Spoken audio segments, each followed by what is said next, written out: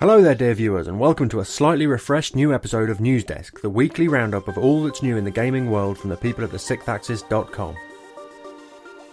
Top of the news pops this week is Everquest Next, revealed at Sony Online Entertainment's SOE Live event on Friday. The new game, which is deliberately not just EverQuest 3, is a very different beast to its predecessors, brings with it a fully destructible and constructible environments, quests that generate on the fly based on the needs and wants of independent NPCs, and a revamped crafting system. Every server running the game is intended to eventually become its own unique world thanks to the creation and destruction tools, with areas differing greatly or not even existing between servers, while players can burrow into the ground Minecraft style to find hidden caverns, caves and treasures. For now, EverQuest Next is due only on PC at the end of next year, but an early version of the game will launch this winter. This preview, titled Landmark, includes a number of SOE's own development tools and allows players to claim a plot and then build whatever they wish, with the potential for any of these creations to make their way over to the full game. Elsewhere, it's a little light on game announcements this week. Monster Hunter Frontier G, the subscription-based installment that released on Xbox 360 and PC earlier this year, is now coming to PS3 and Wii U at the end of the year in Japan. The game, which was known as Monster Hunter Online before a recent update, has yet to be announced for a Western release on any platform and costs roughly £10 to £15 a month. Capcom has also offered more details on a mysterious PS4 title Deep Down, which is now confirmed to be some form of online RPG, although whether that means a full-blown MMO or something more in line with the Dark Souls games is yet unclear. There's not yet any clues towards a release on other platforms, and the company is still working on plans outside of Japan, but expect more details on the game at the Tokyo Game Show in September. Also this week, Ace Combat Infinity is confirmed to be a PS3 exclusive free-to-play entry in the series. Author Neil Gaiman is working on Haunted House PC, Mac and iOS title Wayward Manor with developers The Odd Gentleman, and Capcom are bundling together a whole bunch of their titles, including Resident Evil 6, Super Street Fighter 4 and Devil May Cry 4 into the Capcom Essentials Pack, due for release later in the year on PS3 and Xbox 360. Sony have revealed the latest expansion for DC Universe Online, titled Sons of Trigon, which will be released later in the year.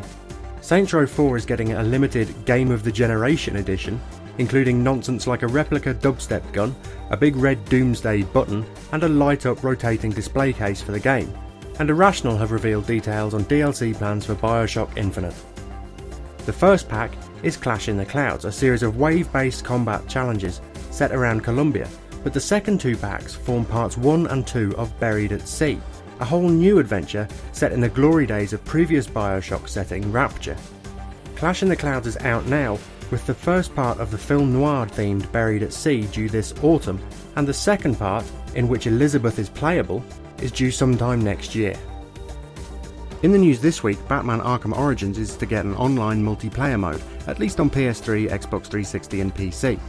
The mode, created by Splash Damage and skipping Wii U due to player numbers, sees players split into 3 teams, 2 groups of cons fighting amongst themselves, and then Batman and Robin who team up to take down enemies silently.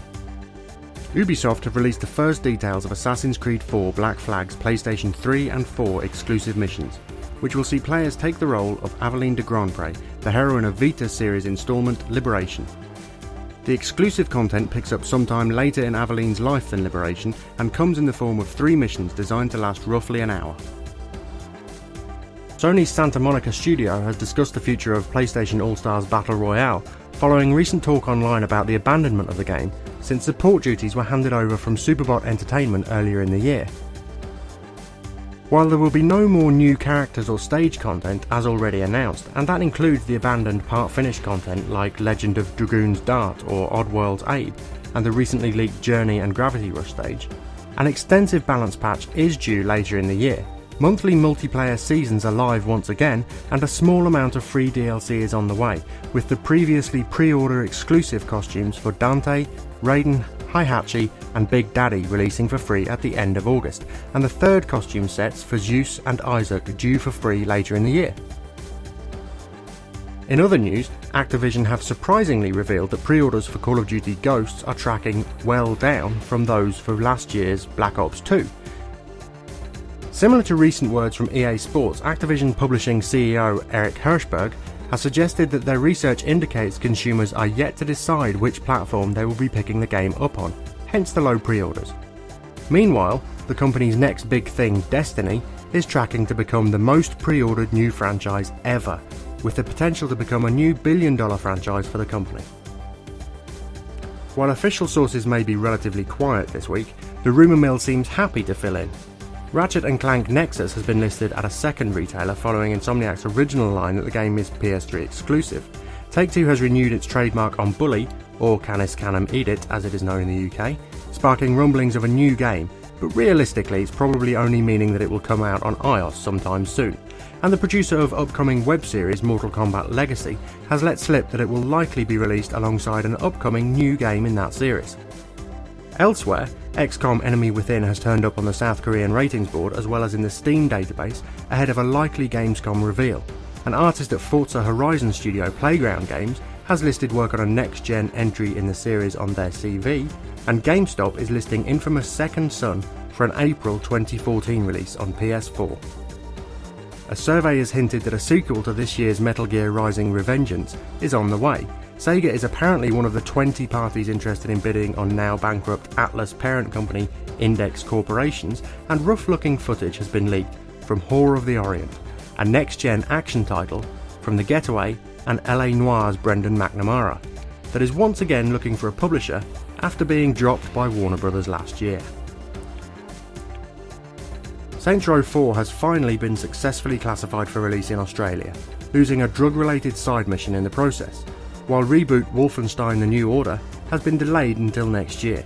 Also delayed is The Ashes 2013 and PlayStation Vita's Tearaway, now both due in November, while the PSN port of Lone Survivor has slipped a little to September. BioShock's Ken Levine says he is still trying to strike a deal between Sony and Take-Two over the prematurely announced Vita game, while BioShock Infinite is coming to Mac at the end of August. Take-Two has listed Red Dead as something it considers a permanent franchise, suggesting a follow-up to 2010's Redemption is on the way. Fez studio Polytron is working on a project with Sony. Rainbow Skies, that's the follow-up to Rainbow Moon, will be exclusive to PS3 and Vita when it launches next year, and Codemaster's new F1 title will not require an online pass. Amen studio Bloober Team have detailed PS4 launch title Basement Crawl, a multiplayer focus game that sees you running around mazes and setting traps, inspired by Bomberman and Spy vs Spy. Finally, the first news on DLC for The Last of Us will be arriving next month, while PSN's Mexican-themed Metroidvania title Guacamelee is due on Steam next week, and the beta for Killzone Mercenary should be opening up towards the end of August. Time for a spot of next-gen Newsdesk, starting with confirmation that the Xbox One is getting a slight boost to its graphics processor, while the PS4 will allocate only between 4.5 and 5.5 GB of its high-speed memory to games at launch. A new video has confirmed that the PS4 friends list has been raised to 2,000, although how that will reflect on current PSN-connected consoles like the PS3 and Vita is unclear. Meanwhile, Microsoft have detailed the Xbox One's reputation system, which adds a traffic light style colour code to Xbox Live profiles, and confirmed that the console will not utilise high-definition content protection to lock down HDMI output from games. That means it will allow the use of current capture kits with the new console. Toys R Us are the first to nail down expected dates for the arrival of the new consoles, with the Xbox One apparently due on November 29th and the PS4 a little later on December 13th. Microsoft confirmed a November target at E3, with Sony being a little more vague with its holiday 2013 window. Expect detailed launch schedules from both at Gamescom in just a couple of weeks. In the meantime, the PS4 is confirmed to be playable at the UK's Eurogamer Expo in September.